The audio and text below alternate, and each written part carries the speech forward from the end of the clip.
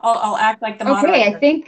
yeah, right. I think we are technically live now. Okay, Alrighty, good. so I don't know if anyone's out Okay. there. I don't see anyone yet, but you and I are here. So yeah, Giver, you can be the moderator since this was originally Okay. your idea.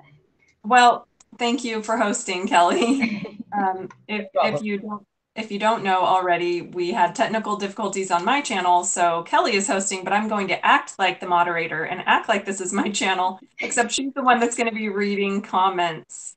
If you see a comment from Nate, I can't remember his last name now. If you see a question from him, let's put that one priority. He's a Patreon All right. supporter. Um, Okay, good to know. Good to know. yeah. So Cool. anyway, is anyone on there yet? Can you see? Yeah, we've got 19 people hanging out. Yay! Hi, Yeah, people. it went from 21. It's kind of just keeps changing. So I don't Okay. know what it's Google is calculating. All right. Calculate, thinking. Okay. So, people, thank you for stopping by, and thank you for coming to answer these questions, Kelly. The topic of socialism is a big one right now, especially in the US. We have someone running for office in New York who wants to, she's advocating for democratic socialism, which I don't know the difference between that and actual socialism. So I don't know if you do, but as someone who has been a promoter, supporter of socialism, and then turned away from it, I have just some questions for you I'm curious about. I have been known to promote it myself when I was in SJW without knowing anything about what I was talking about. So I guess I'm curious for you. Where did you first learn about socialism, and how did you end up coming to be a supporter or even believer in it?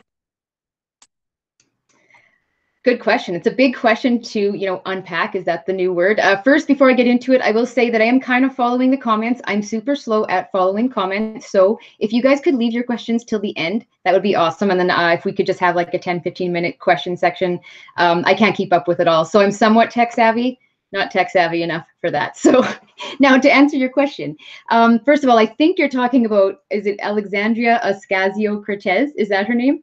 Yeah. Okay. No one can ever pronounce it. I remember Ben Shapiro and Michael Knowles and Andrew Klavan were always struggling, and finally they all got it. And I think they call her Alexandria Googly Eyes Cortez, which is kind of mean. So I won't call her that. But Yeah. democratic socialism, I think what's her name too is also speaking about that. Cynthia Nixon, the Sex and the City star, same thing. I think it's a fancy way of just trying to make something sound a little bit softer. So when did I learn about socialism? I didn't. This is the problem. Growing up, I didn't learn about socialism. I did not understand what happened in Russia. I did not understand what happened in the Ukraine. I didn't understand what happened in China. I didn't learn that in school. We learned about the Holocaust. We learned about World War I, World War II, little bit about the Cold War, and mostly just from a Canadian perspective. So with our soldiers and our involvement in the war and as allies. So I didn't learn nearly enough about what socialism or communism were to ever understand that the ideology was essentially as insidious as it is. So what little I heard about, say, Karl Marx growing up was such a small portion of my curriculum that it just sort of flew away into space. It didn't stick.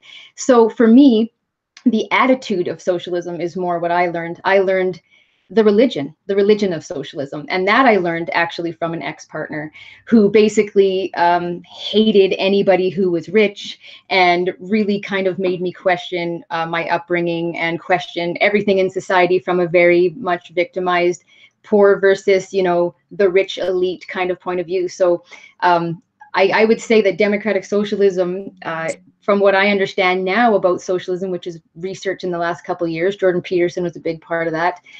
To me, democratic socialism is a fancy way of saying socialism, personally. Yeah. Yeah. Well, I feel like I could have said everything you just said because that is exactly the case. I learned about it in college, but it was really just in the ideological religious sense. It wasn't like they explained any kind of history. So, has anyone been influential in your red pilling besides Jordan Peterson? And if not, that's fine. What stood out to you about what he said?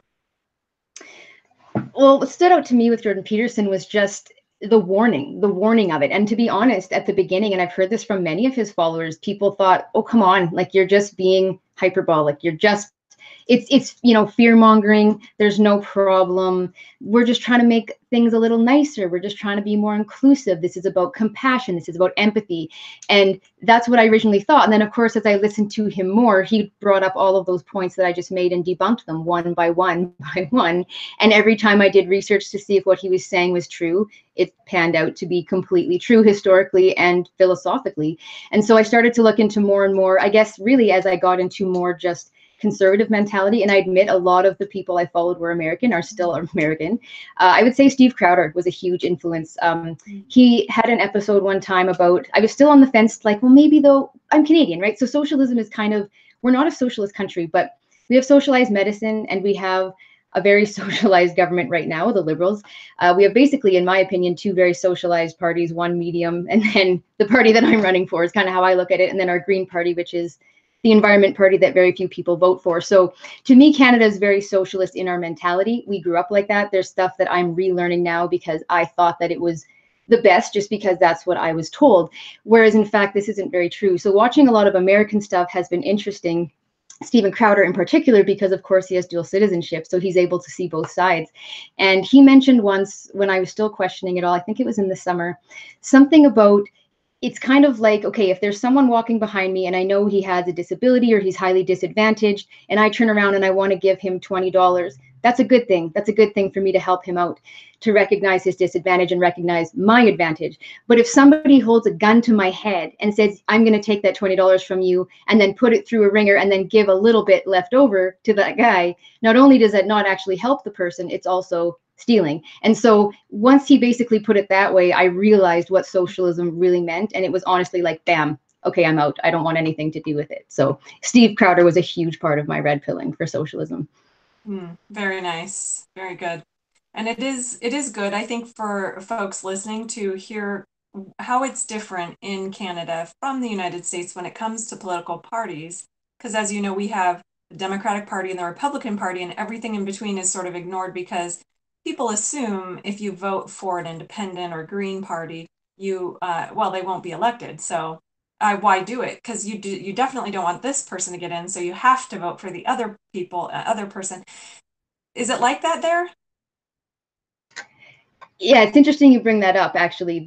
The party that I'm working with and hopefully will be running for in my riding once it gets to be officially, right now it's in the process of the government elections Canada is officially turning it into a party. All the documentation is in and everything, so we just have to wait. Once that's in and I find out if anyone else is running, I will likely run for this party. So the irony is that because we have a Conservative Party of Canada, the CPC party, it's been the dominant conservative voice, but right now, because of concerns with globalism and whatnot, a lot of people are not loving the CPC. They're thinking that it's a bit corrupt. There's a lot of stuff going on with what we call the dairy cartel, which actually is not so far off from the stuff you guys have heard about with Trump in the States, with like the dairy tariffs and all that. It's all kind of tied in. Something called supply management, with which the CPC is for and Maxime Bernier is not. So there's some issues that came up, and he swore, Maxime Bernier, who is the leader of the People's Party that I'm following, he swore that there was corruption. He tried to fix it from within. He couldn't, so he made his own party. Now he's being accused of what exactly you talk about, which is vote splitting.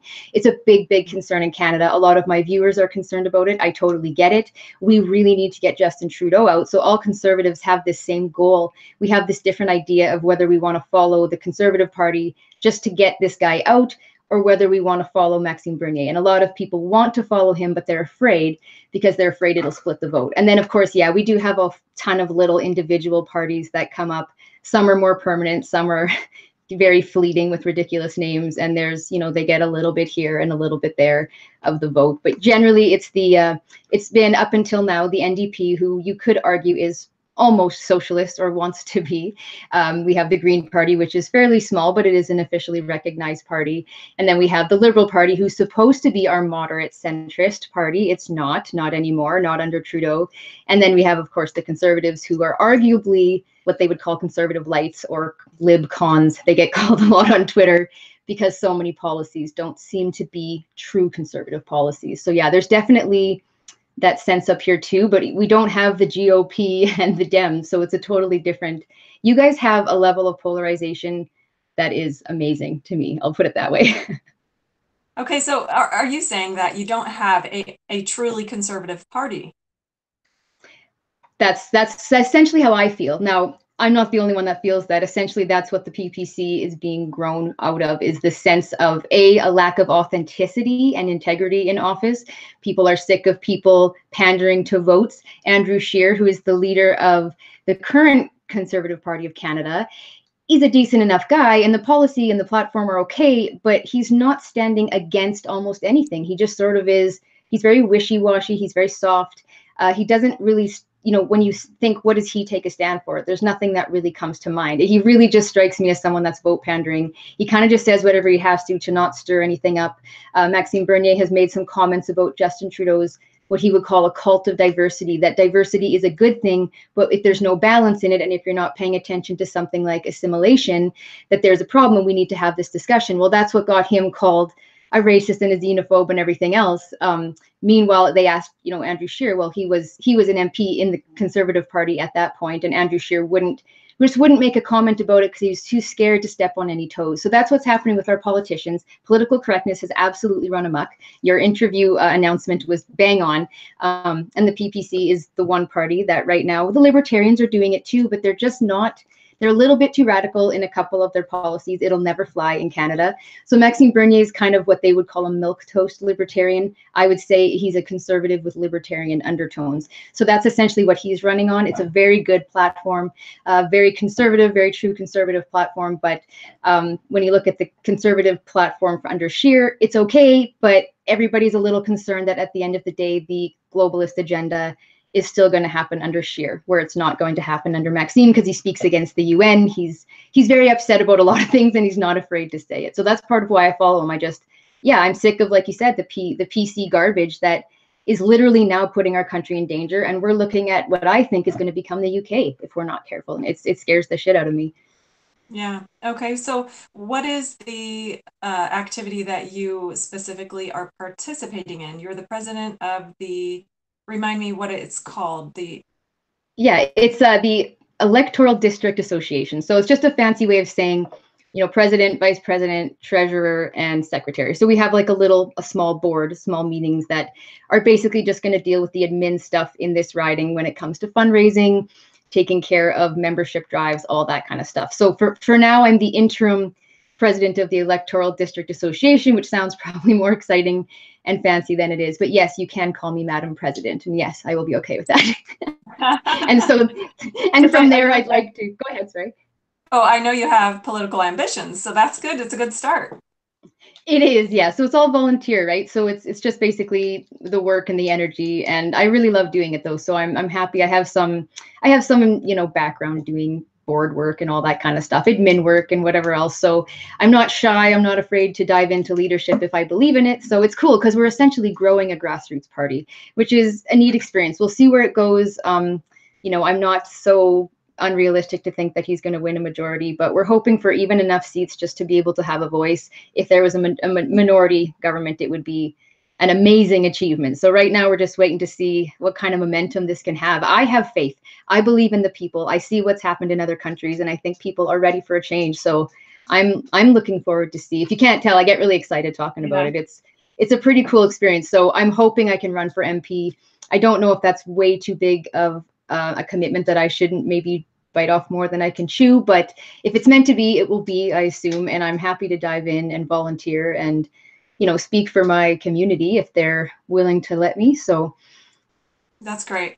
What kind of support do you have so far for this party? What kind of press is it getting? And do you feel like there's a significant niche for what this platform is? So the party itself, last I heard at our last meeting 2 weeks ago, we had over 22,000 official founding members that had signed up. There's many more out there that have been signing up since then. So now we're just doing a membership drive. So it's hard to say what the numbers are out there. It's a bit tough to tell, but I know that there is definitely enough momentum, and we had more than enough signatures by the thousands to sign up for Elections Canada and become an official party. So once that happens, first, it seems like every step of the way, the naysayers have one less thing to naysay, and one is they're not even a real party yet. So then, we're going to have official status, and then I can check that off okay, so now we have official status. You have to use a different argument, and then they'll go to the vote splitting argument or something else, which I totally respect. So it is kind of in an interesting phase right now where we don't really know what's happening membership wise, because it's still growing, and there's so many people that want to vote, but just they're scared, and they haven't dove over, because really we're just scared of having Trudeau. People are like, can we handle 4 more years? How much damage can he do in 4 years? And that's the question. He's done so much damage already. We don't know what he's going to turn Canada into. And so people are like, maybe we just got to get him out. We'll vote in Max later. So that's kind of the big argument between Conservatives now. I think you'd asked another question that I've forgotten at the end of that one. Did I miss part of that question? I think I was thinking about the press response. Press, yes. Yeah. So the press has been mostly negative. I was surprised in my local area. Just the paper saw that I put an announcement out for our meeting, and she contacted me quite excitedly and said that she was hoping to cover this and for me to keep her posted. She wants to know everything that's going on. I got the sense that she's interested in the party, or at least knows that it's an interesting topic and wants to get on it. So she seemed to show me in a good light, or a decent light, neutral. Not the case with most of our other media, with the exception of the Rebel, who is considered Canada's alt-right, horrible media that's racist, which I used to think too, and then I finally said, screw it. They're one of the few places giving me any truth at this point. So the Rebel is on board with him. That is something he's getting crucified for by other media outlets. He's even speaking at a free speech event with Lindsay Shepherd and a couple other people. So yeah, really cool. In Calgary, I think mid-November. Actually, it might be November 11th. So they're doing sort of a free speech event, or a big full day, and Maxime's going to be there. So he has been talking to a lot of independent media outlets, even just YouTube kind of outlets, and he really wants to just speak to anyone that will listen. He has been on the CBC to be interviewed. It was an embarrassing attempt to smear him. Same woman that smeared Jordan Peterson, Wendy Mesley, I call her Measley, which is again mean, and I shouldn't do that. But just this really pathetic, obvious bias that they deny. But yeah, they paint him as pretty negative. Global News is another one that does the same. The National Post, thankfully, is on his side. We have 2 of our greatest reporters in this country, in my opinion, Christy Blatchford and Conrad Black, have both expressed support for Mad Max, as we call him. So he is getting some coverage, and it's interesting because no matter what they say about him, he doesn't stop. So I don't think it bothers him. I think he's really like Trump. He's like, whatever. He's like Trump, but way more suave. That's kind of how I see him. Wow, that would actually be really nice. Yeah, because anyway, we're talking about Canada right now.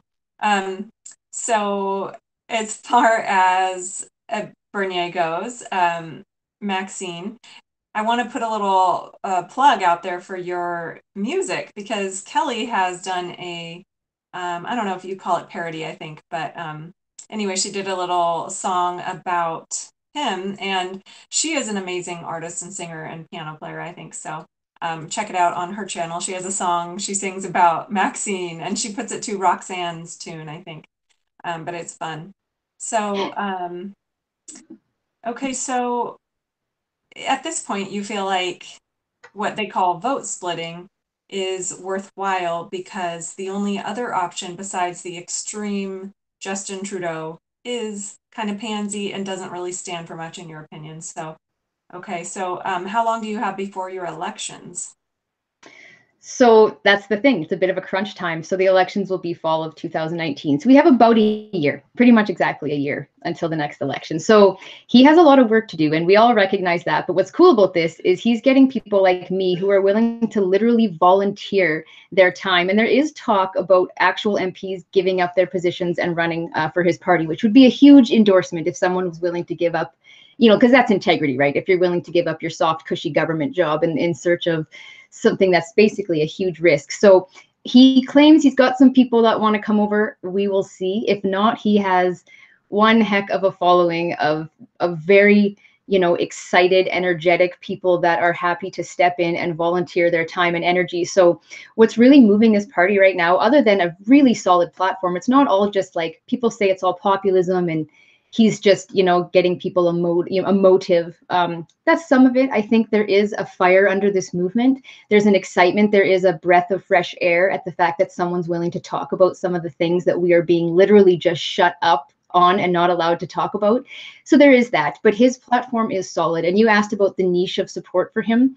What makes Maxime Bernier unique is that he is a Frenchman. So in Canada, because just of how vast our country is and the way our politics are set up, there's a big divide between the West and the East. And I would say it starts in Ontario East, and then kind of west, I would say, of Ontario is kind of what would be West versus East.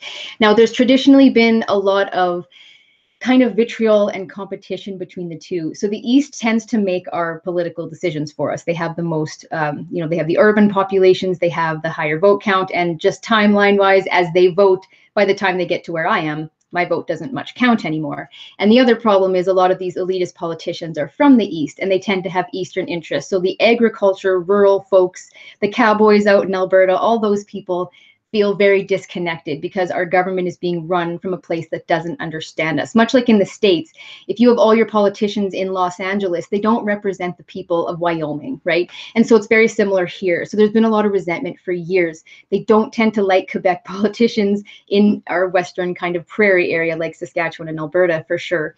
So what makes Maxime interesting is because his platform is so libertarian in nature, it talks a lot about giving power back to individual communities and provinces.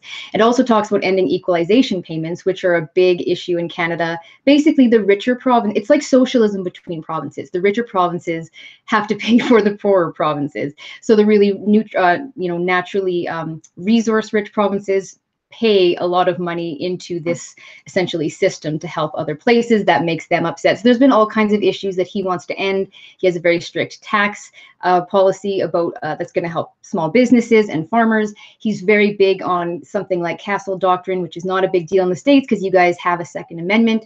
But here, rural gun owners and whatnot, they're afraid about gun rights. They're afraid about property rights. The PPC is big on property rights. He's also talking about things like culture. So for me, a big niche for him, anybody who is a Christian right now is getting freaked out about the movement away from not secular and government. We've already separated state and God, but the fact that you kind of seem to be on the out list if you are of a Christian faith, or anybody who is really white and traditional in some ways is kind of getting crapped on right now here. So he's all about making sure that Canada retains its beautiful, unique culture. So I think he hits a market of, to my knowledge, you can call it tripartisan support. He's pro-marijuana, which the Conservatives aren't. That libertarian bit in him seems to actually cover even a lot of NDP wishes. Corporate welfare he's against. So all kinds of niches that he covers. But in my opinion, the West is crying for a leader that is willing to not just stand up for the elitists or, the fancy government people in Ottawa, and actually cares about the rest of the country. So that's kind of where I see him making bounds, make leaps and bounds, if we can get people to not be so scared about splitting that vote. Okay. So I wanted to touch, before, I just want to put it out there so I don't forget, but I wanted to touch on two things. One is healthcare. I want to talk about how that's socialized and how that works out. People in the liberals in our country like to point to Canada, and they like to point to Sweden, and they like to say, oh, look at all these progressive nations. And then the other day, I can't remember who it was, but somebody said Canada was out-Americaning us or something like that. And I think it was in reference to that. But anyway, they always like to point to other places that have things socialized like medicine, and they shame all of us that don't want that, making us feel backwards and regressive and like we're not even a developed nation or something. I have a friend, they're a married couple actually, so they live in Canada. They're from the US. I should say they were liberal. The woman is a professor at one of the top universities there in Canada, and her husband, I just visited this year actually. Her husband said, I'm now a conservative, and I can't believe my ears. He's always been a liberal, but he goes, I got here, and this medicine thing, it's like I have to go to the US to get something I need. And it's not a good deal, this socialized medicine crap. And so let's talk about that. But I also want to put on your radar, I want to talk about the media and Faith Goldy not giving her a platform. Okay, so keep that in the back of your head, if you wouldn't mind talking about that. So first, let's talk about socialized medicine. So you've now officially brought up the two biggest topics that have had me called the worst names on the internet yet. So first is healthcare. Call out socialized medicine, even with context, and people will think that you're like the worst person on earth. And it's usually Americans. They're like, hey, come down here, everybody's dying. And I'm like, okay, I know you guys have problems.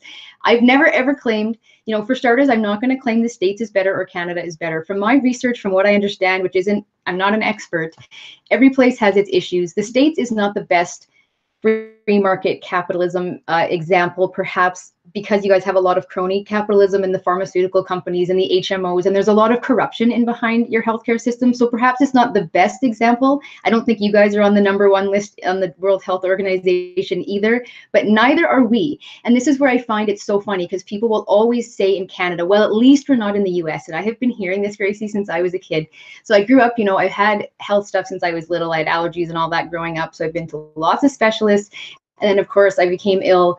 Since I was about 13, I've really started having issues. And then since I was 19, you know, you could say very safely, I have been highly involved in the healthcare system for the last 13 years.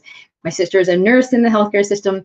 You know, when I diss the healthcare system right now, I'll always put that preamble out. It's not the people. The people in this system are amazing. There are amazing doctors and amazing nurses and admin assistants and people cleaning the rooms. People work hard and they have good hearts and they're smart and they're doing the best they can, but they all work in a system and they all think it's the best because they've never had anything else. And I have been told my whole life, well, at least you don't have to pay for this. At least it's free. Thank God it's free. If it weren't free, you'd be bankrupt. Well, then I did go bankrupt, partly because I couldn't work because I was always waiting on frickin' diagnoses and healthcare. And then I realized I couldn't say that anymore. And then my dad went in to have surgery about 3 weeks ago. He's never had a surgery in his life. He's in his 60s. He's been paying taxes his whole life into this system because let's remember, it's not free healthcare. So people say, oh, it's free, it's free. No, it's not. There's been studies that show the average decent, you know, anyone making a decent living, family of four, is paying at least $13,000 a year in premiums. So let's just start there. Plus, we don't have, like Jim Carrey says, coverage for every prescription. My prescription, which is American, is not recognized. I pay $100 a month for it. I have paid $300 a month for prescriptions. Wow. I have seen, yeah, exactly. I've seen compassionate programs that are available for my prescriptions, but only in the States because it's an American product. So this whole bullshit about we all have free prescriptions is absolute garbage. Most of us, unless you're very poor, when I was at my poorest on disability, I had coverage for most prescriptions, not all. If you have a plan through, like anyone else, a private plan, you usually have prescription coverage. You often pay through the nose for it. Dentistry is the same. It's not free to go to the dentist unless you're very poor, like under 11 grand a year poor. So these are all myths. Like Jim Carrey, who I loved until that stupid comment he made about how everything in Canada is perfect. It's nonsense. That's all not true. There's varying policies across the provinces. We all have different healthcare systems. BC, for example, you have to pay a premium if you make above poverty line. You pay about $60 a month per person, about 120 for a couple, 300 for a family. They have better healthcare because of that. In places like Saskatchewan, we struggle to retain doctors. We don't have as much funding. Places like Ontario, you might have better luck in Toronto, but not in the north. So there's such a huge diverse range of places to get healthcare and situations. So like you're going to have some situations where our healthcare is bang on, it works perfect, we save lives, it's great, we have beautiful people saving people's lives every day. When it comes to this other stuff, there's a reason that people are going to the Mayo Clinic. I have myself looked into getting a $40,000 surgery in California because I was so sick of waiting up here that I wanted to end my own life. So this is what we talk about in Canada. It's not that the care isn't there. It's that the wait lists are so outrageous that people are literally getting sicker. My dad waited so long for this surgery that he had. He, like 2-3 more months, he would have lost full circulation to, he had arterial blockages. He would have lost circulation to his legs. He could have lost his legs. So it's just insane when you think about that could have been prevented, you know, doctor after doctor, wait list after wait list. People go to the States for that reason, right? Okay, well, like what are these wait lists like in terms of time? Well, for example, if you're like non-emergent, so for mine, which caused me immense pain and I couldn't work, but it wasn't killing me, technically, I waited 10 months for my last surgery. I've waited a year. I've waited, a minimum was 6 weeks when I lived in a small city and there was a new doctor and I got on his list. I've been lucky enough to fight and advocate for myself every step of the way and weasel in and make dramatic letters to try to get an appointment. Like I'd done whatever I had. It was a battlefield. I had to advocate every second of the way. If you leave it up to someone else, you will just wait and you will die waiting. And that's the sick part, is some people just die waiting. They kill themselves waiting, or they get sicker waiting. And by the time they get to a point where they can be seen by a specialist, which can be like, say, a neurologist, and sometimes you can wait up to like 16 months to see someone about, say, severe migraines or anything that's not basically a brain aneurysm or a seizure, right? So we're talking, like, depending on the specialty, neurosurgery could be 2 years. Heart surgery, depending on where you are, could be, 6 months to a year. Orthopedic surgery, easily a year. And so depending on where you are, where you have to drive, just to see a specialist at times can be excruciating of a wait. MRIs can be a long wait. We're finally seeing some private clinics open up. Another good thing that Maxime wants to do is open up more two-tier health so that we have more private options, so we can open up more spots. So yeah, it's a huge deal here. People do go to the States all the time and get treatment. I've known people that go there for cancer treatment, diagnoses, tests, the Mayo Clinic, and I've looked into the Cleveland Clinic as well. And I frankly was at the point where I'd rather spend 40 grand and have a loan for the rest of my life than, continue the way that I was going. And so would it have been better if I'd had my illness in the States? I don't know. I used to say, no, not a chance. Now I can't say that, right? It's very possible that I would have been diagnosed faster and been back to work, and it would have actually cost me less even if I had the premium. So who's to say, right? It makes you question. I'm not saying one's better, but it sure makes me question. Yeah. So Yeah. Well, I feel like it's probably better here, and I always was taught that it wasn't. I was taught in school that it was better in Canada and in Sweden and anywhere where medicine is socialized. Now, I don't know the difference because I've never lived anywhere else, but that sounds like a nightmare. Every job I've ever had has given me insurance, including the one that I have now, and I work part-time. Even Starbucks, working 20 hours a week, you get benefits. So that sounds like BS to me. I mean, granted, they're not the best benefits ever. However, yeah, they're benefits. And if you end up with some kind of a crisis with heart disease or something, you're not waiting 2 years to get help. So you're not getting worse and you're not dying, for example. I don't know. I think it must be better here because I can't imagine that. But so Faith Goldy.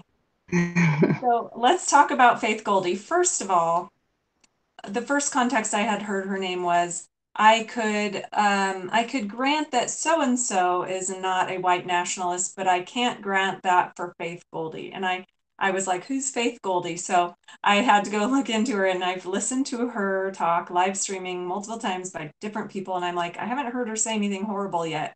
And I mean, I think I've heard her say something Eurocentric. I think the only thing she said that I was like, we'll see, was like, Western society created civilization itself. And I was like, really? I feel like it happened in Persia. But, anyway, it's just like, I haven't heard her say anything horrible. And I understand that Canada has, what do you call it?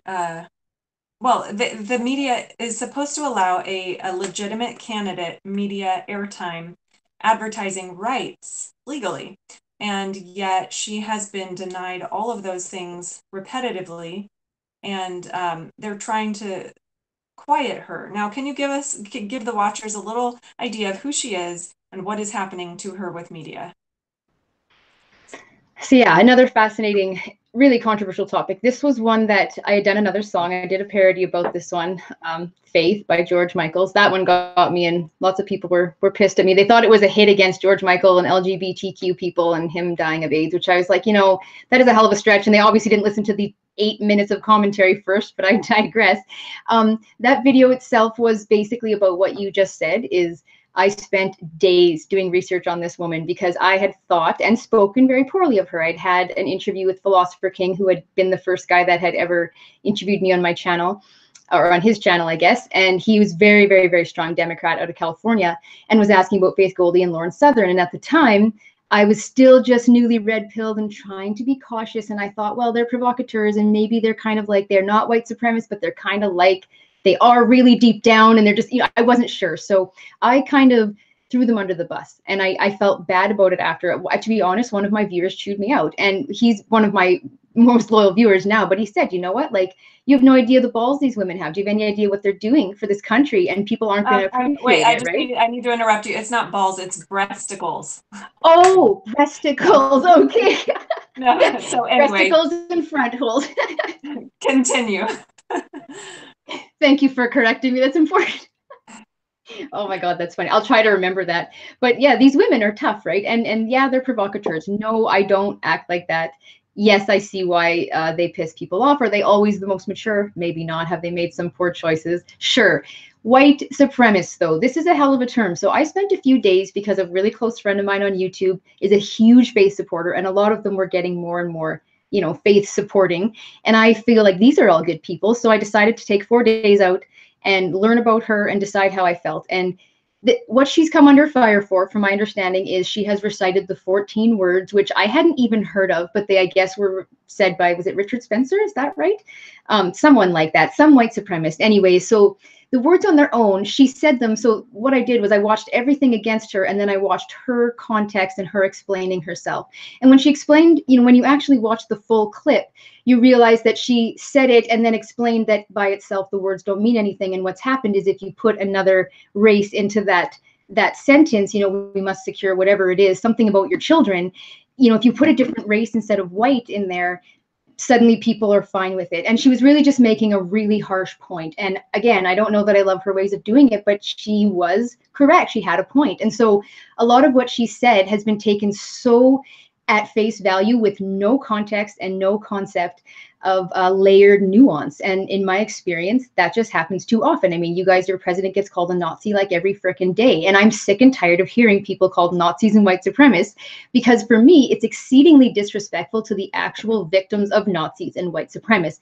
And I think Jewish people that passed away in the Holocaust must be rolling in their graves, hearing people like Faith Goldy, who's never called for violence ever. Yeah, maybe a little how did someone put it? She's an ethno promoter, but not an ethno-nationalist, or she's not a white supremacist. She's a white, like a white promoter kind of a thing. And that makes sense. I don't know if some of her ideas are perfectly in sync with mine, but the shit that's been happening with her is just outrageous. And the more I hear her get called a white supremacist, the more research I did, decided to make that song, which is all about, hey, even if you don't like her, we have to stand up for free speech. Give her a platform. Give a platform to Faith. You cannot cut her down just because you believe she's a white supremacist. And watching this go down and watching her fight the establishment on this, the media companies that are shutting her out, it's unreal. And I keep watching her, and I keep watching her. Again, what is it? Breasticles? Yeah. Man, those breasticles come out, and she is one tough chick. And not only have I've gone from thinking she was bad to neutral to thinking, you know what?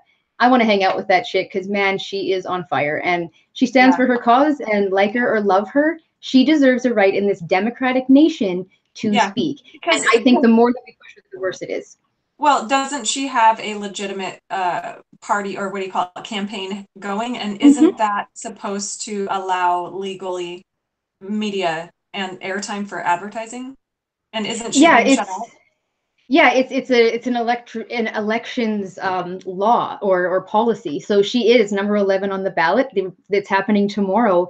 They've literally given her no time on screen until yesterday. She's had almost nothing written about her until she bombed John Tory, the current mayor. She kind of bombed one of his press releases, and let's do this kind of thing, and went and shouted over him and called him out and called him, basically called him a wuss and a bad man, and said his time was up. And I mean, they put that finally on the media, but she had to bully her way in just to have them cover her. And when they do cover her, it's known far right, white supremacist, neo-Nazi, it's crazy. Like, they don't even give the reader the option to like her or look at her platform. No one will talk about her very positive platform. Toronto is just absolutely devastated by gun crime and like terrorist attacks that they say aren't terrorist attacks, but everybody knows are terrorist attacks. And it's just like, it's getting out of control. It became a sanctuary city. Nobody was allowed to vote for that. She's trying to make a difference. She has a lot of ethnic voting on her side too. A lot of Chinese Canadians love her.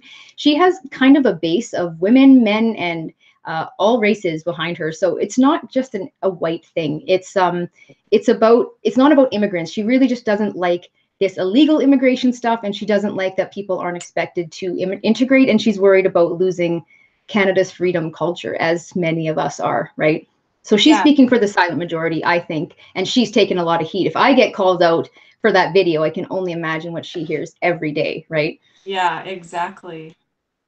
So I understand that Canada has, or at least Justin Trudeau, oh man, he is such, I feel like he's more of a clown than Trump on the opposite end. He's just a spectrum. It's like, I mean, he's a spectacle. It's like crazy guy. I mean, anyway, he just, I can't even believe. Okay, I'm going to skip over that. So I understand that he has made some moral claim about the US's lack, or Trump's lack of invitation to the world to walk through the borders. And so he is going to just open his borders for everybody to just rush. And they are, right? Is that right? Yeah, more or less. We don't have a border crisis like you guys have a border crisis. We have, 50 to 100 people walking across every day, although no one talks about it. We're all like, oh, yeah, it's fine. There's just these people crawling over from the States under what we call the third safe country agreement.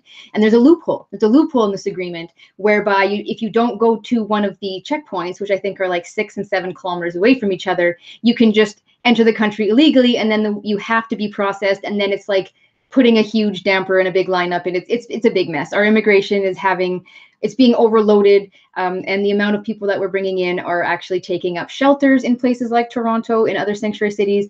They're having to actually kick people out because they have no room for the local people that are homeless. So there's all kinds of things. It's basically overburdening. It's not an issue, maybe in the sense that the States is having an issue with these thousands of people. We don't have as much of the gang stuff, although I think in Ontario and Quebec, that's happening more than, say, in my area. But what we do have is a huge burden on our tax and social systems, because these people are automatically entitled to lodging. A lot of them are getting put up in like expensive hotel rooms. There's full hotels that are like almost migrant camps in Ontario. It's very expensive. We're feeding them, we're giving them free healthcare, in many cases education, and this is all until they're going to go through their determination process of whether they get to stay or leave as asylum seekers. And many of them get sent back, but in the meantime, we've put a ton of money into it. And so this is one of the arguments about where I come in with empathy. Okay, is it empathetic to open your doors to the world? I know they're suffering and it kills me, but there's people suffering here that are literally going to get screwed now because they're going to have to balance the budget next year for the insane amount of money that they've put aside for this. And people are upset about it. And if you question it, the worst part is Mr. Trudeau will call you out, call you intolerant, call you a racist, call you a xenophobe, say that intolerance has no place in Canada. And he puts on his stupid little voice and tells us all how shitty we are. And this is where we're at now, is we have a government that tells us, don't question my diversity policy. You're a bad person. And that gaslighting stuff comes in, and it's not working on a lot of us, but it has worked on a lot of people. And, we've talked about losing friendships. This is one of the reasons. The party I follow wants to reduce immigration back to 250,000 a year instead of 300,000. To put that in context, the city that I live nearest is about 250,000 people. It's like bringing in a new city every year. It's a fair bit of people. He wants to make sure we integrate. He wants to make sure people learn the language. He wants to make sure people aren't going into ghettos, because right now people are segregating themselves in communities. And so Justin Trudeau says diversity is our strength. Welcome, welcome, welcome. Well, what about what's after that? Are people maintaining our values? Do people appreciate what's happening here? Are people going to work for it? The original immigrants came here. They didn't just get everything for free. They worked the land. A lot of them died. They lost children. It was cold. It was harsh. And now people come over, and a lot of them are knowingly breaking the law, going through this loophole, hiring people to get them to the border through the loophole from Nigeria, and then hopping across our border. So yes, it's definitely a hot topic that they're trying to ignore, but he won't do anything about it. He won't change the agreement. He just won't touch it, and he won't answer any questions about it either. Yeah, so it's interesting to me when people talk about immigration and they talk about how, it shouldn't be a problem because you just bring all these people in and then they'll pay into the system, which is just good for the economy. But I don't understand how you can make the assumption that they will pay into the system. I mean, sometimes they don't check in when they're supposed to check in, and they just kind of go missing off the radar. It's like are they being paid under the table? Are they actually paying taxes? Like, are they paying into the system that they've gotten things from? I don't know. And so I guess that's the concern is, can you literally support more and more people every, like an entire city of people every year? And so I don't know personally the details on that type of thing. So I don't want to go too long here. I'd like to give some time for questions. Obviously, since you're moderating, I can't read them, but if you see a question from Nate, I can't remember his last name right now, but prioritize that. But sure, I'll keep an eye on them on my phone actually, because I'm just watching them as though I'm watching us from a separate screen. So I will watch them and then I will keep you posted. Yeah, if anybody has questions, please do throw them up on the live chat. So okay, I'll try to get on my phone and see the live chat. Sure, no problem. But I can. I'm just watching it now. So, and hello to someone just said hi to me, but it already moved in fast. People are chatting. We have got 67 people or 66 people right now, so that's very cool. People. They found us up here. Good stuff. Yay. I say up here because I'm in Canada, even though the internet sort of goes laterally, I think. Or 66 people right now. So. Oh, good. Okay. So actually, I can see the questions. So I can see the questions. That's good. Maybe I should do. Well, the first one's for you. Okay. What is it? I can't see the one you're looking at. Did Gracie wear her cap to the mall? She said she was gonna. That's Neil Burns. Yes, I did. And I feel like people didn't even know what it meant. They looked at me and looked at me again, kind of like, what's that mean? Like, get away from me or something? So yeah, it was good. I guess hipsters don't go to the mall. I didn't see anyone with combat boots, but I was looking for them. But yeah, it was fine. Thanks for asking. All right. They were too busy. They were too busy at home typing mean SJW comments into their computers. Yeah, exactly. By the way, hello to Karen, and Adam Roper says, holy shit, women are amazing that they can multitask like this. Amazing. Thank you. We are amazing, Adam. Thank you. Thank you, sweetie. A nice comment. Should have worn a MAGA hat. That's funny. Okay, so let me see. Let me pick a question. Let's see.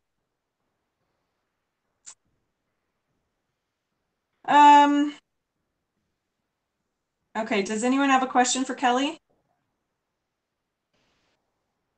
Mean Kelly that doesn't like socialism. I had someone come to me on one of my, like, the socialism, the anti-socialism, where I said F socialism on the Che Guevara thing. Someone wrote, like, you uneducated C word, so you just hate all healthcare and you hate firemen and you hate police officers. And I was like, whoa, apparently that's what it means now. If you're a capitalist, you hate firemen. Just in case all you capitalists out there think you're a good person. You're not. You hate firemen. So I just thought I'd pass that out there. Nice. Let's see. Oh, we got a question for Gracie. Where can we buy your book? Yeah, guys, Gracie's a writer, so let's talk about that for a sec. Oh, thanks for asking.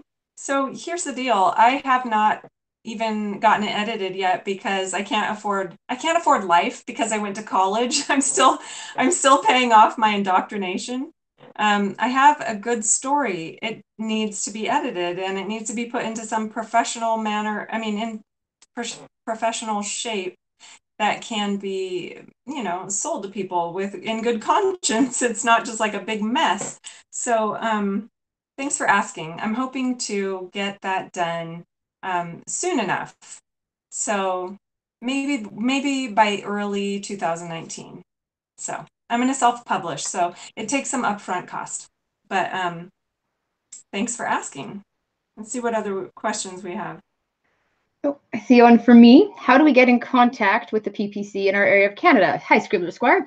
Looks like right now, so Maxime's got what's going on, what he calls the People's Network. So that's anything social media. So Twitter right now, people are chatting with each other. There are Facebook pages for every single province, so you can get involved there, tell them what riding you're in, and they'll let you know who to contact for meetings and stuff. I hate Facebook. It's the only reason I'm on there right now is just for that. And then I guess otherwise, it's just making sure that you've joined to be a member and trying to keep in touch with or keep your eye on local newspapers, media, whatever, for any potential meetups. Right now, all the electoral district meetings are kind of happening. We were the first one in Saskatchewan, so they're happening all over the country. We need to have 338 of them for each riding. And then once we're officially a party, you're going to see a lot more movement for getting together, getting more momentum. So it's really just social media right now, and finding out who is your EDA, find out who your president is, find out who's calling the meetings, get on their email list. That's my best recommendation. So. Okay, Kelly, we have a question from Neil. He says, He says, is that a remembrance poppy? Are you aware Oxford University recently voted against wearing poppies? It is a remembrance poppy. I did not know that Oxford University voted against that. I will have to look into that. That gives me a weird feeling, and I have a bad feeling. I know probably why, because it seems like all of this stuff is getting pushed out. I had done a video when I very first started this channel, when I first got my webcam. I had just been dropping my fiance now off at school, and I had looked over at the Canadian Legion, which are little places all over Canada in small towns where the people in the army used to meet, and they have weddings and stuff there. Anyways, I saw the poppy and I got really emotional, and I got thinking about, with all the SJWs and all this stuff going on, these people that died for the freedom of this country must just be mortified. And I ended up doing about a 6-minute video. I sang the national anthem at the end, and I swore that I would start going to Remembrance Day ceremonies and wearing my poppy again. I hadn't done it for years. For years, I was in Air Cadets, and in Air Cadets, you know, I would go to the Remembrance Day services on November 11th. We'd have the minute of silence. Somebody would play the last post on their trumpet. It was always very meaningful to me. And when I became a socialist nihilist, I didn't care anymore. And recently, I've decided just to start wearing the poppy again, because I think it's extremely important to honor the people that have done stuff that most of us are never going to have to do, to be free to even talk about this. So I'm trying to push for more young people to get back in this habit. I don't know if it's considered bad or good. I don't know if I care. To me, this is just patriotism and an appreciation for those who died for making Canada great, and not wanting it to become what it could become if we're not careful. So, and it looks like it's Cambridge, not Oxford, so that's good to know. Yeah, Cambridge. and Neil said, Yeah. they said Oh, they said it glorifies war. Okay, glorifies for God's war. sakes. No, it that's I don't even know what to say about that. Maybe I'll make a video about it. Thanks, Neil, actually, because that burns a little fire in my belly, and it's because nobody wanted to go to war in Canada. Nobody wanted to do this. We're a peaceful nation. We avoid war like the plague. But when, you know, people are murdering millions of people, actual Nazis, right? Not Faith Goldy, but actual Nazis. I mean, what are you going to do? And people died for a cause that was a lot bigger than just pew pew, I want to shoot someone because of a video game, you know. And I think nowadays the leftists think that war is just, there's no such thing as war. It's meaningless, man, and there's no right and wrong, man. And like, come on, like sometimes shit happens, and I think at the end of the day, these people died for freedom. They died for something good, and so that our generation could even talk like this garbage that SJWs spew. So it's almost a protest statement, like a mega hat now at this point, because I feel like I'm speaking for the dead, if that makes sense. All right, so we have a question from Sadie. Sadie Neal, she or he, but said, how do political donations work in Canada? Do the political parties accept donations, or does the government allocate money per party? So this is some background stuff I have to learn a lot more about now that I'm just getting involved very suddenly this summer. Right now, the personal donation limit is $1,500. There is a lot more. My understanding is it's a little bit less corrupt in Canada in the sense of big business donations. But how it works is you do have to be an official party. So right now, because we are not an official party, and we won't be until we actually run an election and have, I believe it's 12 seats to get official party status. Once you have official party status, then you are eligible for a certain amount of national government grants for fundraising and campaigning. It's not a ton. It's not the kind of budgets you see in the States at all, like these billion-dollar campaigns. It's not like that. But you are eligible to some taxpayer funding, which is set out every year, a certain amount. So right now, this is all donations from personal donations, $20 here, 50 there, up to a max of 1,500. And our campaigning and fundraising will continue to be that way until we hopefully get enough seats. So that answers the question. And I do see another one as well that I think I might have missed. And some of my Canadian people might be able to answer that question better. Let's see here. Someone asked about the Islamic push in Canada. I'm just trying to find it here. There it is.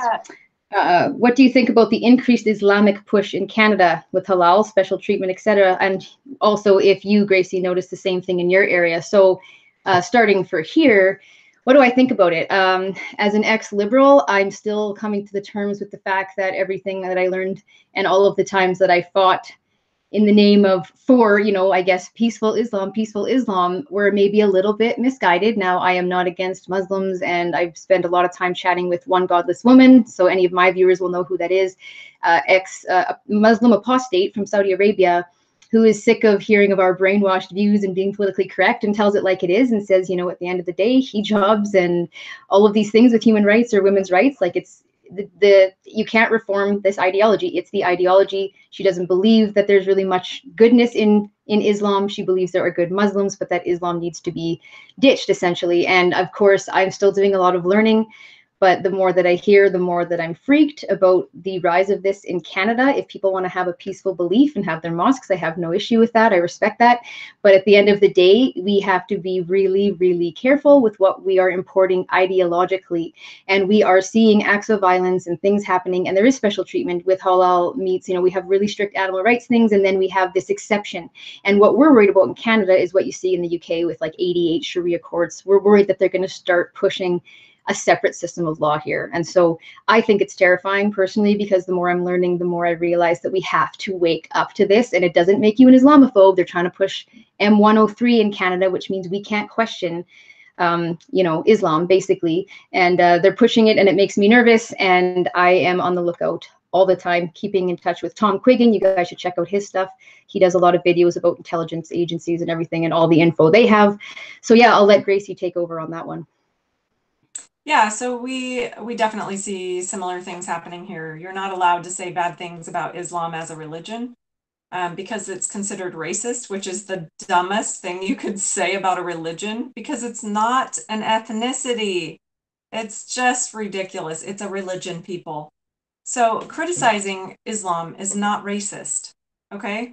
Let's just get that right out there, right up front.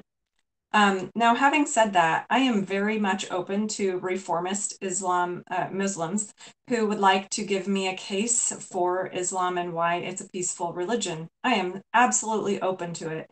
I think the only person that I've heard make a good, but I haven't put a lot of effort into it, frankly, but the only person I have heard do a very skillful analysis was, I think, I forget how to say her name exactly, but Hershey Ali is her last name, I believe.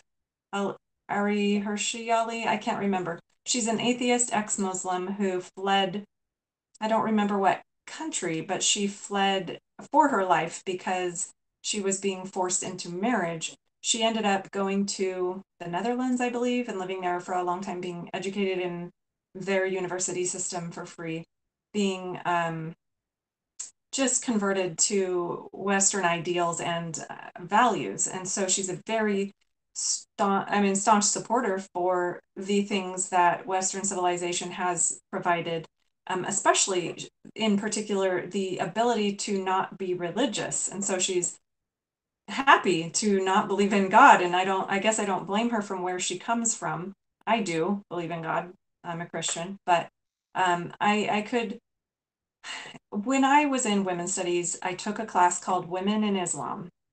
And I was interested. I thought, wow, maybe we'll find out about these true, real atrocities going on for women in other locations, or even just the religion itself. Like, I just didn't know much. So I thought it would be interesting and informative. But what I learned was that we are not allowed to criticize it. That's what I learned. I learned that you can't say anything because colonization. And it's like, really? That's what we're going to talk about? Because, you know, there are Islam women in Western countries. What is this thing? It's not even, it doesn't make sense. It's like, yes, the majority of Muslims live in non-Western countries. However, there's a ton of them that live in Western countries. So talking about women in Islam and making it about race and colonization is really dodging a bullet and dodging the point, which is what is happening to women in Islam. And why can't we talk about it? Yes, so true. And feminists don't seem to argue about this, which I find fascinating.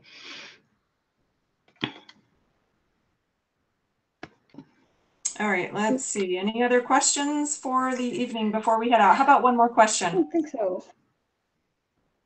Ooh, I don't see anyone. So yeah, if anyone has one more, we will do one more. Type. Oh, what is the best approach for red pilling others without offending people? Any tips? Well, that's a good question. I think we could probably both give something on that. This is one I'm still answering. And so I think this was Stephen N. I'm still answering this question. And actually that was going to be my next video, that I'm slowly in the process of figuring out in my own head first. Do you go moderate, or do you go all, go hard or go home? What I'm learning very quickly is that my attempt to be moderate is part of who I am, and it's not going to change. I'm always going to stay in this pendulum. I went really far left. I was really conservative, anal retentive, stick up the ass growing up. And then I went this way, opened up to some new ideas, went too liberal. Now I kind of swing in the middle, and that this is sort of my section, right? I'm not going to go too far out of it because it's not who I am. And I do want to appeal to other liberals. I do believe there are good moderate liberals out there. What I'm finding, however, is that if you mistake moderation for wishy-washiness, not only do you not get your message across, you don't inspire people, because it's strong people that really stand their ground that inspire people. I got red-pilled by very staunch people that believed in what they were saying. They were not like, I don't know. I was red-pilled by people that stood by their convictions and were principled. So it's about finding that balance and knowing your audience and how to speak to them, as well as, not backing down. But you do have to be careful, I guess, if you are knowing who you speak with. You can try to find a way to relate. The tricky part is sometimes you think you can rationalize with the unrational or irrational, and that's where you get burned. So for me, it's all about staying really true to who you are. I've learned this the hard way. Just go for it. Say what you have to say. Be aware of others. Be thoughtful. But ultimately, red pilling takes courage and strength. So we need more people standing up for what they believe. That's my thoughts on that, Gracie. Yeah, I agree with that. That's very well said. So I would say speaking the truth, like Jordan Peterson said, is extremely important. I think avoiding accusation is also important, because when you say, well, you're just this or you're just that, people are all automatically armed. But you can disarm somebody by just speaking what is true, like even if it's a criticism of Islam, or even if it's a criticism of feminism, or whatever it is. It just, as long as you're not making it personal about them. If you are willing to risk your place in society by your risk being called all the ists, if you're willing to lose all of your friends, and people see that, they might be willing to hear what you have to say, as long as you're not being extreme about it. So yeah, I was red pilled also by Peterson, because he spoke the truth, and he did it knowledgeably. It wasn't an ideological position. He just knew what he was talking about, and it was a refreshing and new perspective. And so if you can avoid cliches or platitudes, or things that are talking points that they've heard before, and if you can just speak from, if it wouldn't put you in a personally vulnerable situation, you could speak on a personal level. If they're not a safe person, don't do that. But anyway, I think people are able to be red pilled. You never know what it will be. For me, it was somebody, well, it was, what it was these social justice warriors uploading their videos to the internet thinking that they were outing bigots, but what they were doing was they were outing themselves as crazy people. And that really had a huge impact. I just looked at that and went, oh my goodness, this is the logical conclusion to all of this stuff I've been told. And I just woke up. So have faith. People can get there. But yeah, I would say speak the truth, avoid accusation. That's their specialty. So Kelly, do you have anything else you'd like to say about socialism, about the People's Party, about your own journey before we close? Well, mostly these are things that I'm covering in my videos. So if you're not subscribed, please feel free to subscribe and hit the notification bell and all that jazz. I often forget to say that on my videos. I did see a question that we won't get to probably for time's sake about my opinion on the Me Too movement. Spoiler alert, I'm not a big fan, and I think it's been horribly taken advantage of, but that's an example of something actually I'm so passionate about that I'm going to do a series on, featuring anonymous stories from men that have bravely reached out to tell me of their negative experiences with women and toxic femininity, so to speak, and how the Me Too movement has affected them, stories of sexual abuse, stories of emotional abuse, really horrible. So I'm going to be doing an entire series on that. I'm hoping November, December, depending on time. So please do stay tuned for that. I think it's really important right now to balance out the vitriol against men and recognize that there are good and bad people in both sexes. So that being said, everything else regarding socialism, my walk, my journey, I don't have much more to say, except that everything that I talk about, whether it's tonight in a discussion or on my channel, is from a great amount of personal experience, as much research as I can do. I don't claim to be an economist. I don't claim to be some sort of, Peterson historical expert. But I think my strength is some personal experience and understanding the interpersonal side of things and the humanity, the people side of things. So what I see with all of this when it comes to socialism, I see a lot of people taken in by emotion and wanting to help the needy, help the poor. They're often people that are in that position themselves. They usually have good intentions. Some of them just want power. The people that are using these pawns want power, like the Democrats or the liberals. They just are elitist and unempathetic assholes who don't want anything good. But they are using good people with a good heart and compassion to try to make them believe that this is the way to help people. All I can do, if anyone that is pro-socialism is watching, is beg them to reconsider that position. I can tell you from seeing this firsthand, being in the poverty position myself, seeing others in this position, if you cannot empower people, if you continually have them dependent, and if you step on them like that, it's not helping. The government is never going to be the best people to help the poor. They suck at it. They're bad with money. They generally don't have good intentions. And generally speaking, freedom is the best way to go. So that's kind of where I come at in the socialism perspective. Too much historical badness to ignore. No examples of it being done successfully, and ultimately bad people exist in capitalism and socialism, but I will take my chances with capitalism, because when socialism gets taken over by evil, you're screwed. So beyond that, I hope you guys will check out my channel. I am doing some more musical stuff. I'm going to be doing a Tommy Robinson song soon, taking over that Owen Benjamin cover. So once I figure out my technology, because Gracie said I'm so smart with technology, not necessarily. So I have some shit to figure out on my end, and I'll be pumping out a ton of music once I get that figured out. So thank you guys for tuning in tonight and being patient with our tech issues. And yeah, that's about it. Yeah. Awesome. Well, thank you so much, Kelly. You're such a delight and so fun to hang out with, so fun to chat with. And just thanks for being brave. Thanks for risking all that you have risked, and for braving all the names that you have been called, and all the friends that you have lost. And you give me courage when I hear you, and I think about your own experiences. And so you've actually been a really important person for my own internal fortitude. Yeah, so if any of the followers I have are interested in checking her channel out, I recommend it. And again, she's an amazing artist, musician, singer. And then to my viewers, I'm sorry again for the technical difficulties. I will figure out how to do a live stream and invite people on my channel. I think it has to do with trying to do it on a tablet. So I'll probably buy a webcam and do it on my actual computer. And think about any last minute things. Why don't we leave the thing on your channel, and then we'll just Sure. I'll download and post it on mine as well. So sure, and I'm going to make a quick mention as well, of course, everyone on my channel. If you haven't checked out Gracie's channel, please do. And I'm going to let you guys know, because she didn't mention it, she got invited by CRTV to be part of the #WalkAway March on Washington and be interviewed. Is it by Gavin McInnes? Yeah. Okay, cool. So yeah, pretty cool for Gracie. I think she's going live on Saturday. So I'm going to be posting stuff to make sure people are aware of that. But keep your eye open, because pretty cool experience. And that, Gracie, gave me a lot of courage as well. So thank you. Oh, well, thank you. And thank you to all my viewers. I love you. Ditto. Take good care, everyone. Have a good night. Bye.